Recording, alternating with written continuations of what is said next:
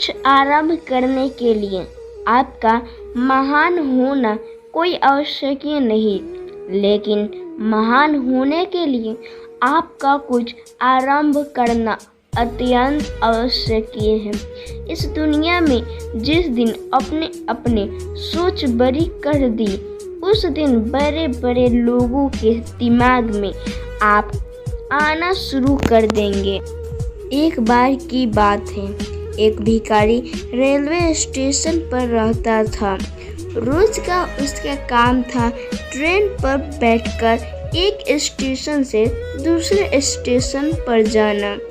उसी रास्ते के बीच में वह लोगों से भीख मांगता था। पैसे मिले तो मिले, वरना जैसे तैसे अपनी जिंदगी गुजारता था। एक दिन ऐसे ही वो भीख मांग रहा था। ट्रेन में बैठकर एक स्टेशन से दूसरे स्टेशन जा रहा था।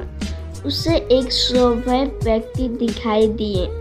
उसे लगा कि यह व्यक्ति एक व्यापारी नजर आ रहा हो सकता है, यह मुझे भीख दे दे।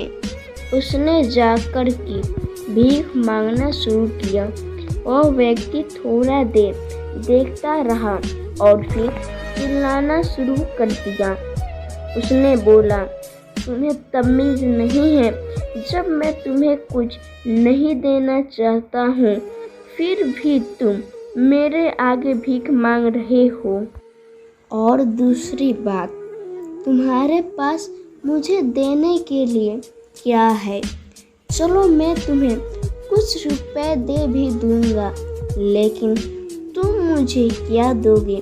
तो भिखारी ने कहा, बाबूजी, मेरे पास तो कुछ भी नहीं है। मैं एक भिखारी हूँ, मैं आपको क्या दे सकता हूँ? तो उस व्यक्ति ने कहा, जब तुम कुछ दे नहीं सकते हो तो मांगना बंद कर दो।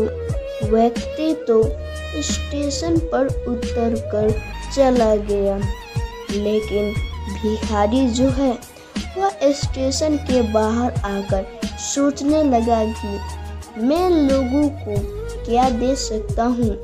उसने आसपास नजर दौड़ाई तो उसे छोटे छोटे पौधे नजर आए जिसमें फूल लगे हुए थे। तो उसने सोचा कि फूल तोड़ते हैं, यदि मुझे कोई भीख देता है तो मैं उसे यह फूल दूंगा। तो अगले दिन से यह प्रक्रिया उसने शुरू की।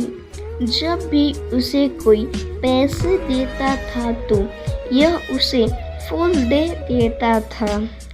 लोगों को यह चीज़ अच्छी लगी कि पहली बार किसी भिखारी को पैसे देने पर बदले में कुछ मिल रहा है। यह प्रक्रिया चलती रही। कुछ दिनों के बाद से फिर से उस भिखारी को वही व्यक्ति नजर आया। भिखारी जल्दी से उस व्यक्ति के पास पहुंचा और बोला कि बाबूजी, इस बार मेरे पास आपको देने के लिए कुछ है, आप मुझे भीख दो।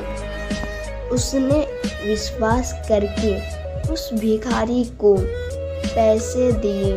तो भिखारी ने अपने झोले में से निकालकर उसे फूल दे दिया। वह व्यक्ति खुश हो गया और बोला कि अब मुझे समझ आ गया है कि तुम एक व्यापारी बन चुके हो। तुम्हें समझ आ गया कि लेन देन क्या होता है। जिंदगी में जब तक कुछ दे नहीं सकते तब तक लेना नहीं चाहिए। यह बोलकर वह व्यक्ति स्टेशन से उतरा और अपने घर को चला गया। वह जो भिखारी था तो वह सोचने लगा और वह समझ आ गया कि कुछ तो मामला है। वह ट्रेन से उतरा और जोर से चिल्लाने लगा कि मैं भिखारी नहीं, मैं व्यापारी हूँ। मैं भी उस व्यक्ति की तरह बनकर दिखाऊंगा। अमीर बनकर दिखाऊंगा।